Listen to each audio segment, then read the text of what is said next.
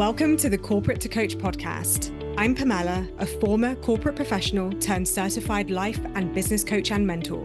If you're ready to sign clients, grow your soul-led coaching business, and shed the employee identity so you can step fully into business ownership, you're in the right place. Let's begin. Hello, everyone. Welcome back to the Corporate to Coach podcast.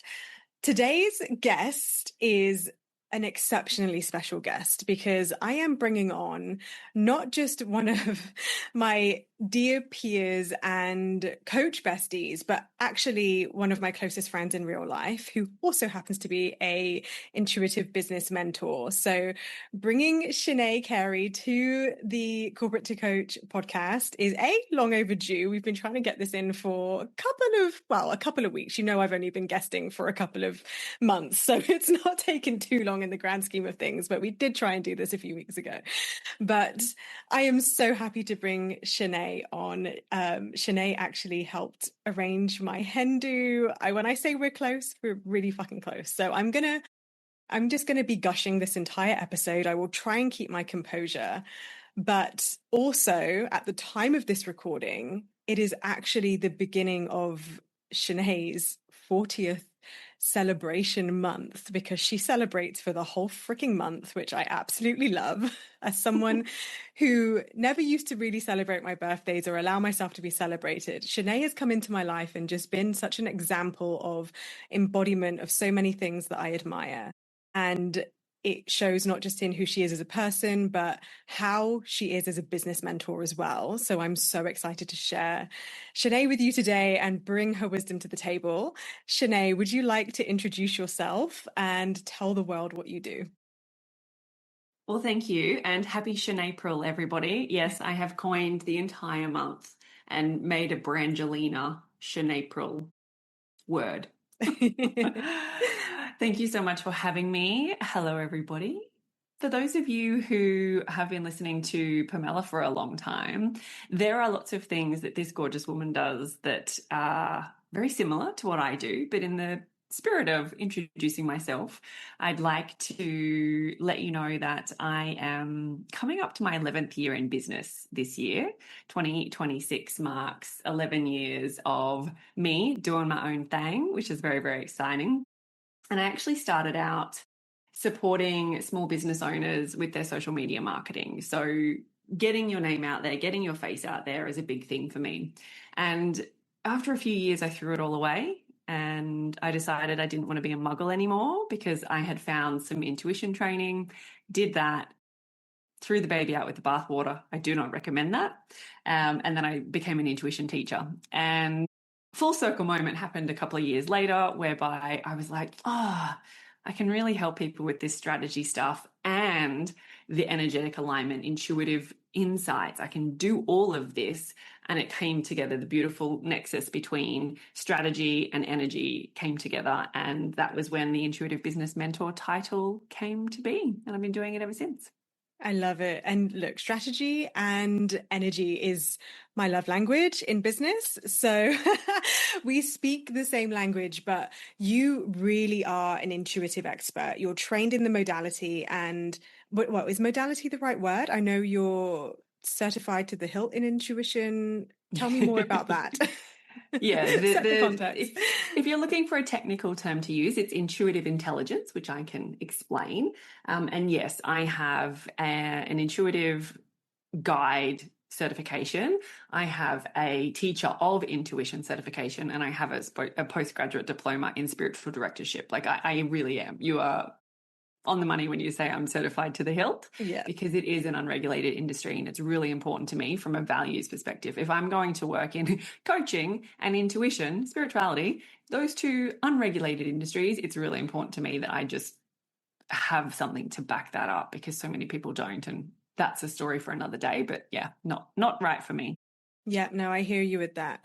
Will you share what it is to actually hear and listen to your intuition? Absolutely. So the first thing to flag is you said hear your intuition, and that is true for some people, but not true for everybody. So there's this thing called the clair, or the dominant clair. And clair just is another word for clear. So you've heard of clairvoyance, right? Yeah. You go and see a psychic. The term psychic and clairvoyant are often used interchangeably. And to some degree, that's accurate, but it does blur the lines a little bit in a way that can be unhelpful for some of us. So, for most of us, the dominant way that we receive our intuition is either seeing, hearing, feeling, or knowing. And there are words. So, clairvoyance is the sight, clairaudience is the hearing, clairsentience is the feeling, and claircognizance is the knowing. So, there's words for those, but for the purposes of simplicity, seeing, hearing, feeling, knowing. And so some people do hear their intuition, and some people hear it like it's their own voice in their head or some other kind of hearing, receiving. And these hearing, seeing, feeling, knowings are non-local versions of our senses. So you don't literally hear with your actual ears the way you see with your eyes. Like a clairvoyant isn't looking on like the 3D world and seeing things. It's symbolic sight, right? Mm-hmm. So, intuition is received by all of us because it's not a special gift bestowed upon a select few who wear crushed purple velvet and look into crystal balls. We're all intuitive, but there is a practice. I've actually got a practice on Insight Timer that teaches people to get in touch with their dominant clair, the dominant way they receive their intuition, because then it becomes a practice and a relationship between us and our dominant way of receiving our intuition. Would you be willing to share what is it a primary intuitive Yeah. method of communicating is, or Yep. I keep saying hearing. Interestingly, I'm not actually, I forgot what the hearing one is called. Clairaudience. Clairaudience. I don't think I have clairaudience, but I keep referring to it in that way. Yeah. But would you be willing to share yours? Yeah, of course. And for the record, you and so many other people, and the clairvoyance thing being mixed up as psychic is also like there's so many misnomers out there when it comes to intuition, which is why I'm certified to the hill because I've done the training, the studies, and all of it is backed by science. So if I tell you something, I can back it up, which is really important to me. So when I first found intuition and started to explore it, I was like, oh, what's this? Dip my toe in the water. I first thought that my dominant clair was claircognizance, which is clear knowing. And I point to my head for a very good reason. The knowing part was actually a byproduct of me being so in my freaking head all the time, in my head, not in my body, that I actually thought that that was how I was receiving my intuition. But the more I studied and the more I slowed down and the more I kind of gave myself the space to just be present to receive intuitive intel, if you will, I started to realize that actually clairsentience is my dominant way of receiving my intuition. So that's the clear feeling one. And it's not like, oh, I get a pain in my arm, but sometimes there are some physical sensations, but it's often just like a pressure that I feel in my body. And it's really hard to explain if you can't relate to it. But if you Mm. know what I'm talking about, you'll be like, oh, yeah, I can relate.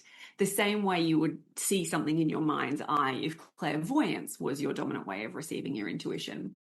So I went along for a little while thinking that, clear knowing was my thing. But in fact, actually, and I could prove it time and time and time again for years now, that clairsentience is how it comes first.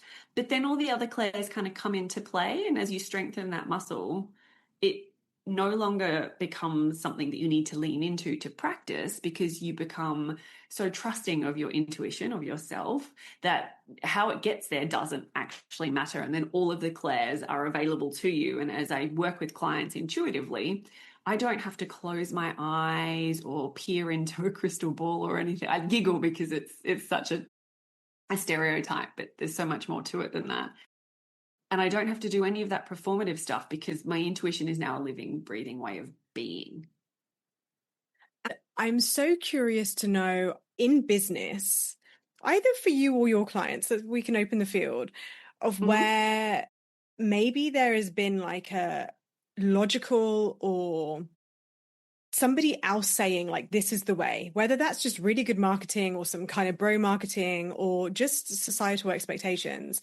And your intuition has like guided you or your clients to a Mm-hmm. direction that on the surface didn't seem like the obvious route. But actually, by following that, obviously, it ended up becoming the best action. And can you share any examples so that we can really wrap our head around what that could look like in business? Yeah, for sure. I mean, or I just need to scroll social media and it's like, no, no, no. It's a lot of no. But from a personal, like a lived experience perspective, how I found the institute where I studied intuition, that was a very, very clear example of that. I could not describe it, but I just had this knowing, and maybe it was a felt sense, but the language that I had was knowing back then, right? I had this knowing that I needed to pursue this and I could not explain it. I remember speaking to my now husband and saying, negotiating with him, how am I going to do this investment that we had not planned for financially in our budgeting? It was not an insignificant investment, but how am I going to justify it? Because I absolutely know I need to do this. So it often comes down to like, if you're drawn towards something, whatever it might be, looking into beneath that, like what's the motivation? Because intuition is always available to us. But if we're in a completely dysregulated state, if our nervous system is completely fried and we're predominantly living in fight or flight, for example, we can receive information but not let it land. Or we can receive information that is what we're attracting based on what's going on in our internal landscape. So that's a little tangent, but I think it's relevant because then as we go about our days and we have these nudges, these pieces of guidance, if you will, intuitively, when it comes to our businesses, to make decisions, to explore things, if it's coming from a state of fear, it can still be intuitive, but it's misguided. And so precision is really, really important when it comes to intuition. So I firmly believe that if we're going to play in this space, and I say play very lightly, it's really important that we couple it with nervous system regulation work, like making sure that we are the clearest possible channel so that when we are receiving, as we go about our days, we're getting intel that is good and solid and that we can trust that. So I was with a client just recently and she came to me and said, Chenae, I really need to boost some cash flow. And here's what I'm thinking. And I heard her out and she presented an idea and a concept. And it was so obvious to me that that was coming from I need to create something new energy. I need to create something new. There is a problem with cash flow and I need to create something new. And I said, love the idea. Let's be strategic about it. So I could feel intuitively that she was kind of dipping her toe into the right water, but then being misguided once there. And so she was able to use her coaching with me to present her idea, her suggestion, and then we could reshape it using my intuition, which was clear because I am in service with it. So it's damn well better be making sure I'm a very clear channel. And use that to be able to guide her. So this idea that she had got turned into something completely different to what she presented originally, but lined up with her goals, suited the cash flow crunch that she presented with, and also made sense in the rest of her business as well. So it kind of pulls everything together in a way that makes it work. I love that example because I hear a lot about with business owners getting like shiny object syndrome. And it's that fallacy of thinking, isn't it? That if I do something brand new, part of the reason why we think that it's going to work or be easier is because we haven't actually had to learn the nuances and the challenges, and it's that unconscious incompetence. It seems easy because it's at a distance to us, but when we're in the weeds of it, we're still going to have to go through the learning, the skill sets, then the mindset, and then the resilience and endurance, and then also holding holding the energy, holding the possibility, like everything that comes with probably the strategy you already have. So, Mm-hmm. Mm-hmm. yeah, I hear you. I hear you. What a beautiful example. I want to throw another example at you because I hear this a lot. I've seen this with my clients. I've seen myself do it, and I'm curious to know how you would approach this through this lens of intuition. What about when you have this intuitive hit, for want of a better word, and you go down the path, but then it's not that it succeeds, but it's not that it fails. It's just like an anticlimax. Like, because something I've been discussing with a friend of mine recently in the coaching space was learned helplessness and this experience of trying and not fate. It's not like anything's going wrong. The thing with business ownership, it's not like you're in the stock market where if you lose out, you're actually depleted of money. You followed your intuition, you got this far, you're doing the do, but then nothing is materializing. And it Mm. feels kind of, do I keep going? Was I right to follow my intuition? This feels kind of crazy because I went against the societal norms. I'm doing my own thing. How do we maintain that trust in our intuition is my question. Well, two things. The first thing is expecting that our intuition is going to give us a desired result creates an interesting dynamic, right? Because our human desire and our intuitive insights are not the same thing. So those expectations that we place upon things that are a little bit more subtle, like intuition, can sometimes skew the perception in and of itself.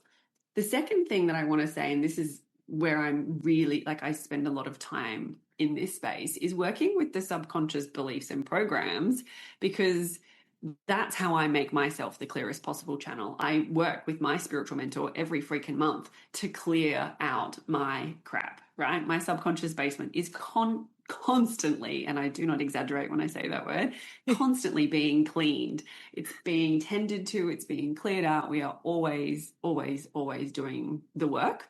Yeah. And that is, even though it's tangential to intuition, it's the thing that creates that clear channel so that we can keep trusting it, because the results shouldn't reflect how good our intuition is and whether we should trust it or not. And there's the whole piece of strategy that comes into that as well, which I know you understand. Like, you can have the nudge, let's call it the intuitive nudge, and you execute and you're sat over here at this point going, is that the right thing to do? And then the next question, if I were coaching someone, I would always say, well, have you done all the things that you intended to? Because more often than not, there's always an opportunity, big or small. There's always an opportunity to do a little more, to lean in a little further, to go a little deeper, to work through our own mindset, look at our visibility blocks. Like, there's always so much there. And that's always, like, the subconscious is always playing a part with all of that. So I think the mindset piece comes into it there as well. Yeah, agreed. And I love what you said about having that monthly clear out with your own teacher. And when we say this, it's not that anything's gone wrong or that you're not doing it right. It's like showering. You need to shower every day. It doesn't mean you're dirty. It's just Yeah. like a standard of spiritual and mental, in some regards, cleanliness that allows us to operate at our most effective. Kind of like showering every day. You just do because you wanna. Like, it feels better to be Yeah. that person. And should there be a day when you miss it, like, that world isn't going to end and you're not suddenly going to be filthy either, you'll notice after like 3 days or a week, but 2 days ain't going to kill you, but you feel it, right? And you do need Yeah. that regularity. This is no different. So for Chenae, it's a month. I know for my clients, I offer weekly sessions because at the stage that I'm supporting my clients in that build and grow stage, it is week by week, things are coming up and things, Yeah. either new things or you're facing things. But one of the things I adore about your work is that you work with both startups, but really established businesses up to 7 figures. Yeah. And I generally primarily work with coaches specifically who are less than six figures. So you work with a range of business owners up to seven figures. I'm dying to know, and I warned you before we started recording that I wanted to ask this question. So here it is. The doubt, the frustrations we feel, the experience of like achieving those. I mean, for my clients, it's like that first few clients, that first 10K month, leading up to that Yeah. first 100K year. At the seven-figure level, from what you've seen in with your clients, do they experience the same emotions, or is it when you get there you finally stop feeling all the feels? I know the answer, but I want to hear you say it. Yeah, look, the answer is no. They don't stop feeling the feels, but what happens, because a lot of the people that you would serve, and certainly some of the people that I serve, are owner operators, right? They are the business. The coach is the business. And so that mindset piece plays such a significant part. And I don't believe you can have your own service-based business without mindset work to support it. Like I think it's nigh on impossible, because it's just like you're selling yourself. It's a thing.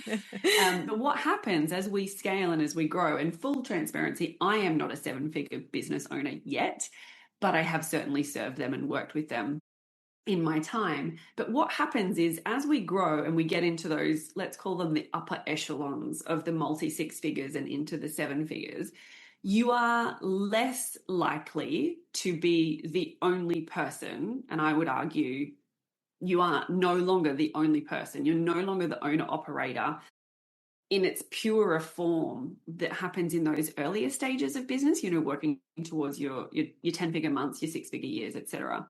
And so you are working with different doubts because the landscape is different. You've got team members or contractors, or depending on the business model, there are a lot of people when you're in that stage that are supporting you with different things. But I can guarantee you that mindset needs to be included regardless of where you are on that trajectory. Yeah. It's so important, because you cannot be complacent with mindset. I don't believe it feels like we're missing a really key part of the equation.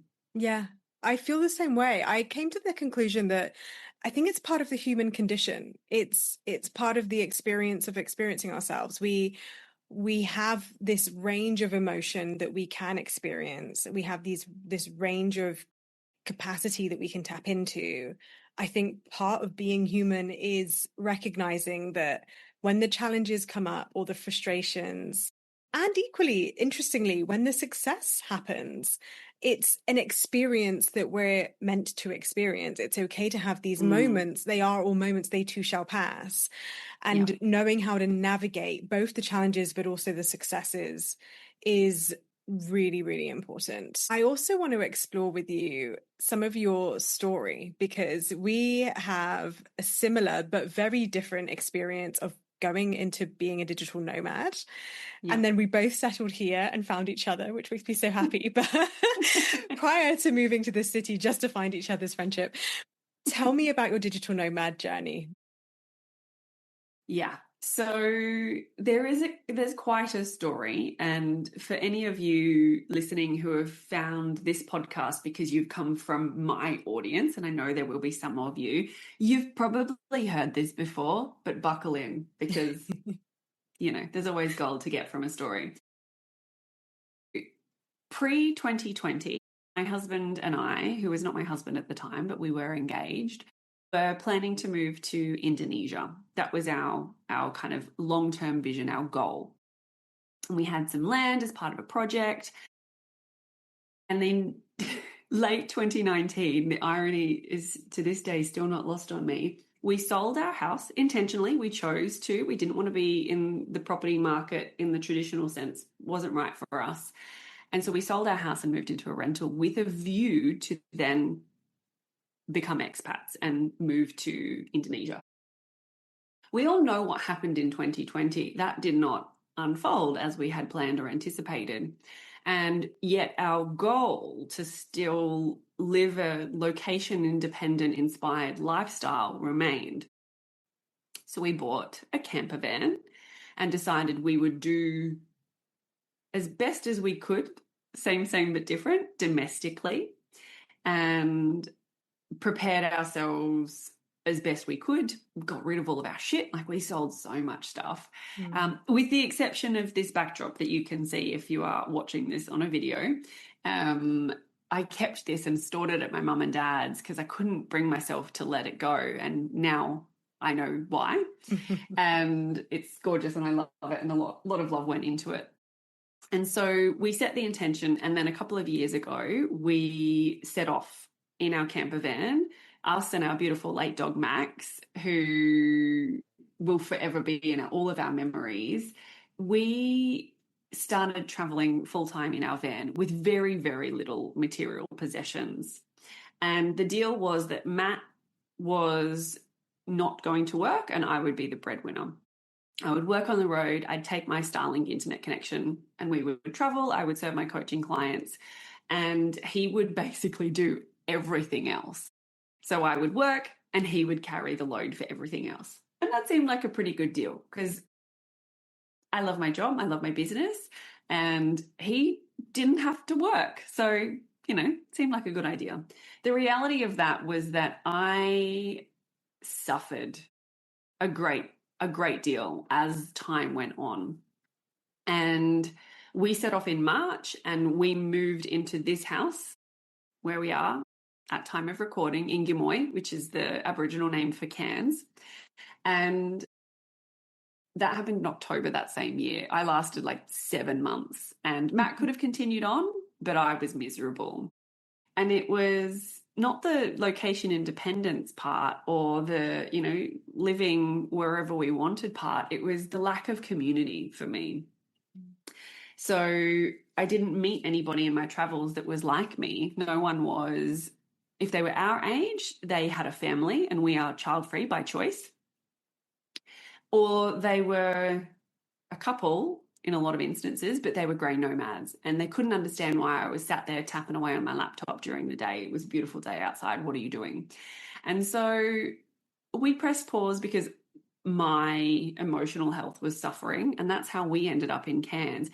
And it's important to note that, like, this lifestyle that seems so exciting and joyful and delicious works for lots and lots of people. And for me, I needed to be in one place, not because I need the groundedness of it, because I need the community around me. I'm a raging extrovert. First to admit it, happy to own it. And without that community, I suffered. So we stopped. We still have the camper van. It sits on our driveway. And yeah, so I tried this thing that was like the ultimate lifestyle and it sucked. I hated it. So we made a change and we pivoted. So that's our little journey as to how we ended up in Cairns, which required a digital nomad experience, but was very, very different to yours. Yeah, it is very different. And it is so interesting to hear you say about that you tried it and that it didn't work out and that that's okay because you know who you are. Did you know how much of an extrovert you were before you started? Did it surprise you how much you needed the community side? Yes, I knew how much of an extrovert I was. I've known that for many, many years. Thanks to personal development, that's really flourished. And I don't apologize for it. But I hadn't considered that when we planned this lifestyle. That wasn't a consideration. Like, I knew I would miss my friends and I made the effort to continue to connect. But it was different being in a physical place and feeling so disconnected from all of the human beings in that physical place. Yeah, I know that feeling. I know because I've also been a digital nomad, I did it quite differently. We didn't do the camper van, we did house sitting, and we were really lucky to have so many fur babies to befriend. An introvert, but I'm not shy. I'm very confident. I'm very comfortable and happy speaking to people, but I could be alone for scarily long periods of time and not need to see a single soul. But when I do, it's delightful, but then I'm very comfortable and very happy to be alone and not see anyone for a really long time. So for me, being a digital nomad was absolutely not a problem. And in fact, it was a relief because in my prior career, I was a client relationship manager. Prior to that, I was a recruiter. I was always connecting to people. So for me, it finally felt like I was coming into my own and finding my own. Yeah. Interestingly, it was my partner, and for everyone listening, the in joke with me and Chenae is that she's just the female version of my husband. From a personality perspective, they're so similar. But my partner Brad is also needed community. He wanted it, the travel was great. He loved that. I think he would have happily have done that if he could have also had true connection, real community with people. But one of the things that you demonstrate so beautifully is not just your own desire for community, but community in business as well. Mm. And Hmm. bringing community into your business, into the spaces that you curate, Yeah. into the way that you meet people and help have people discover you and find you for the first time.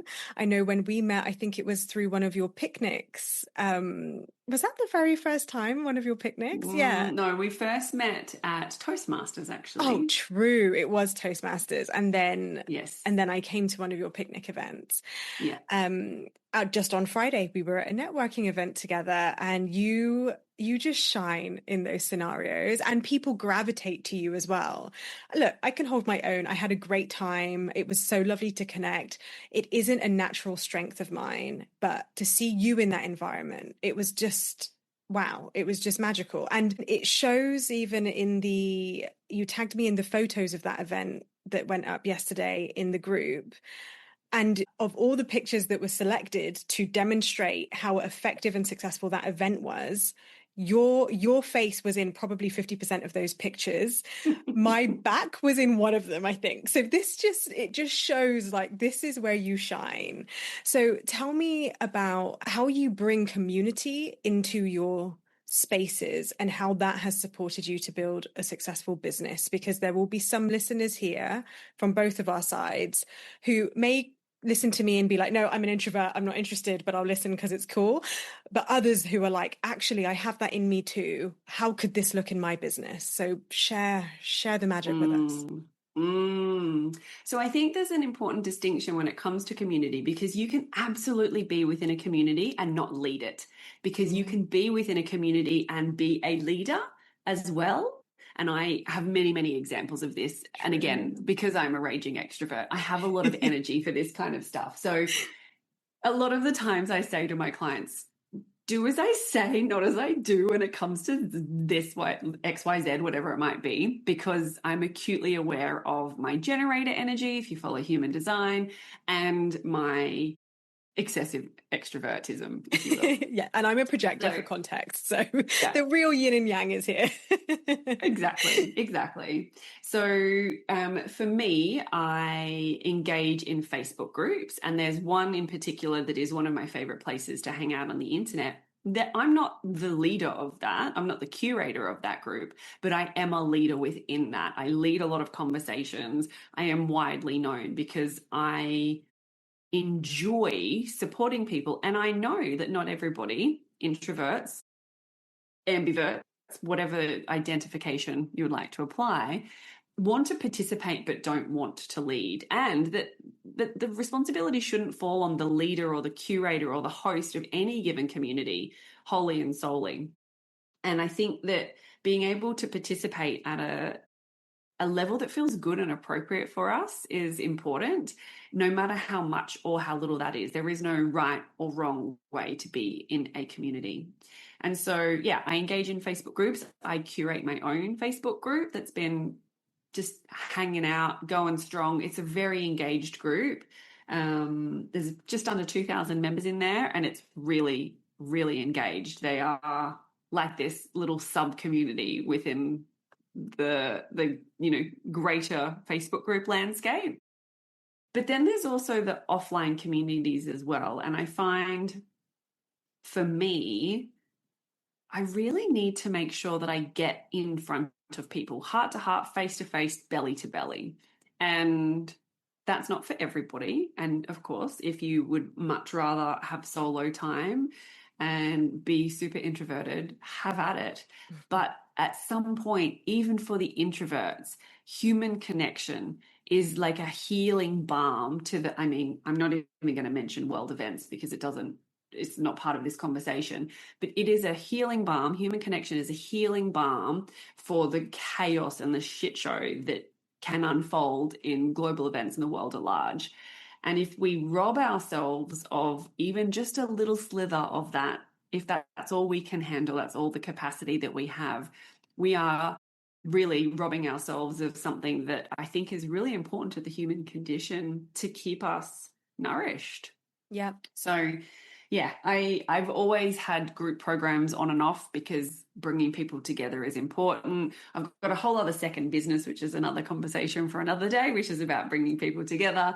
But I think it's really important that we find ways to find communities and communities within communities as well, like subgroups. I think that's really misunderstood and misrepresented in its significance. Like you can have a friendship group, for example, and within that friendship group, you can have a little group within that that has its own in jokes and its own rituals and the ways and the frequencies in which that group connects as a part of this group is different. And I'm sure most people can relate to that. Like there's a group over here in a friendship group or a family, and then there's this little group within it. One of my clients is really close to her cousins, and a selection of her cousins, and that is like a beautiful little subgroup for her, which is so nourishing and fulfilling for her. Yeah. Yeah, that is beautifully said. And I can attest to that about the importance of community to nourish you. Because as I just said, yeah, I'm an introvert. I was still at that event on Friday. I don't go to them often, but when I do, it is because I'm craving that human connection. And it was definitely Yeah. something for me as well that when we did choose to settle in Cairns and we knew that we were going to start renting, for me, one of the first things I did was like, right, I want to integrate myself back into community. I want to feel connected again because being a digital nomad can be lonely because the relationships you do well, that I built were transient. When I met people, when I'd go to a gym or when Mm, I'd get chatting to someone at a market, you knew you weren't there for long. So there was a yeah. transient nature to any relationships that you did have, even if you had lots in common and you know you'd be friends. If you can't, um, I saw this podcast once that spoke about, and forgive me, I do like to credit people when I mention them, and I can't remember who it was, but they spoke about what it is that actually creates a friendship, and proximity and regularity of seeing someone repeatedly is what creates a friendship. So if you're traveling and you're a digital nomad or you're in transient communities, even, there is going to be a challenge to create deeper connections with people. So as soon as we settled down, for me, I did a number of things. I did things like join a gym. I found ecstatic dance community. I found Toastmasters. I came to events like your picnic and going to the odd networking events that I was selective with. I tell you what, it was a little bit like dating at times. I had to be willing for some of the events to be kind of not right, like not the right clique of people, to have those Yeah. like transient relationships again where you're like, oh yeah, like it was a nice chat, but I Mm. probably won't call them back. I remember a few times coming back home and saying to my husband, and I'd be like, oh yeah, no, it wasn't a good date, and maybe the next time. And then I finally found you, but obviously I know we've both found some wonderful friends and community and other coaches that we can talk business with and have that kind of colleague to colleague coffee chat, even though we're not colleagues, we're both just independent business owners. For me, that was a big thing that I knew I needed, even as an introvert. So tell us about your expansion circle, because this is one of your communities that I've heard are beautiful to be in.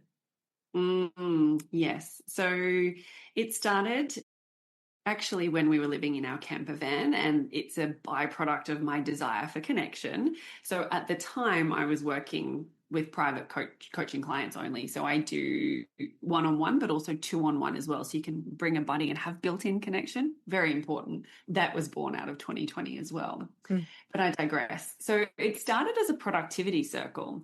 So the way it was born was to help people get more done, right? Minimize the distractions, eliminate the bright, shiny objects. And look, it's important that I say, caveat, caveat, caveat. I don't have dependents, older or younger, right?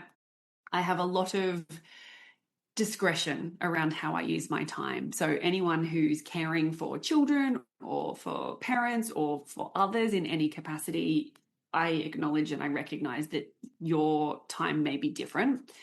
But I support people to do that productivity stuff still to this day, but I've changed the circle because I'm really freaking productive. I have a lot of spaciousness, I have a lot of time in my schedule, but it's because I've got a lot of aces up my sleeve. Like it's chocked full of, it feels like it's full of aces with productivity. And so it started as a productivity circle, and it was beautiful, did a really good job. And then at some point, and this brings a full circle moment into what we were talking about earlier with intuition, I was like, oh, this doesn't feel right anymore. Something needs to change. And so I sat with that. I chose to have some coaching around it, have some discussions, talk with some people who are peers that I trust, and kind of fluffed around for a little bit and then landed on what it now is, which is the expansion circle. And it's it's a very intentional online gathering with a set schedule, because it's got to be predictable. If it's me, it's got to be predictable. There's no like variations and fluctuations, because I just can't handle that. I need predictability. And so we come together 4 times a month, and that might seem like a lot. That might seem like the perfect amount if you're used to weekly connections with Pamela. And we go through a process. So I pick a theme for the month. So it's April, Chenae, and we're focusing on attracting abundance, and not just monetary abundance. Just to make sure we're very, very clear, we're focusing on attracting abundance. And then once we've selected that monthly theme, I then guide all of the members through a 4-part process that I created that kind of came out of what was missing from the productivity circle. And it's so beautiful because it's excavate. It's the acronym is EDAD, excavate, deepen, align, devote. And so we do the mindset work. So we don't set any goals. We don't do any like focused attention on anything until we clear the slate. So we do the mindset work first and get that stuff out of the way. Then we do some work on clarity, because I don't know about you, but that is the most common thing that people bring to sessions with me, is they want to get nice and clear on what they're focusing on. Clarity, clarity, clarity. Then we do an energetic alignment piece, which is so beautiful. And it's one of the favorites of the members, because I take everyone through a guided visualization that I basically channel for them. So I sit down and prepare that and then let that flow. And so they get this live experience. It's delicious. And then we co-work for the last call of the month. So we take inspired action and take them through that process every month with a different theme for the month. And I tell you what, the community aspect of that is so delicious, because everyone gets something different out of it. And it's just such an honor and a privilege to host. I really enjoy the space. It's beautiful. So yeah, that's a little snapshot of the expansion circle. Thank you for sharing. And it is a reflection of the kind of community space that you create. Okay, my darling, how can people find you, and how can they work with you if they want to work with you now? So as we talked about, you're most welcome to come and join my Facebook group that I talked about a little bit earlier, which is called Extraordinary Entrepreneurs. I love alliteration, if you can't tell. It's in my name. It's built into my name, Chenae Carey and Chenae Carey Coaching. There's a lot of alliteration around me. Extraordinary Entrepreneurs is my Facebook group. If it resonates, if you're a soulful business owner, you're most welcome to come. All identities on the gender spectrum are very, very welcome, but we are predominantly women. Non-binary folk and the men folk and friends beyond the binary are most welcome. But just so you know, there's a lot of pink, and we are mostly folks that identify as women in there. I have private coaching clients, as we've discussed briefly. So you can come and work with me one-on-one or two-on-one. All of that is on my website, which is chenaecarey.com. We'll make sure that's in the show notes, because spelling my name correctly is a little bit of a challenge sometimes. So I hear you. We have know that well. Similar challenges with that, but I will make sure everything is in the show notes. Chenae, thank you so much for joining me on the podcast. If you didn't, I was just going to sneak a mic into one of our coffee catch-ups anyway, so it was going to happen. But thank you for being here. I've loved having you. And for everyone else, I'll see you in the next episode. Thank you.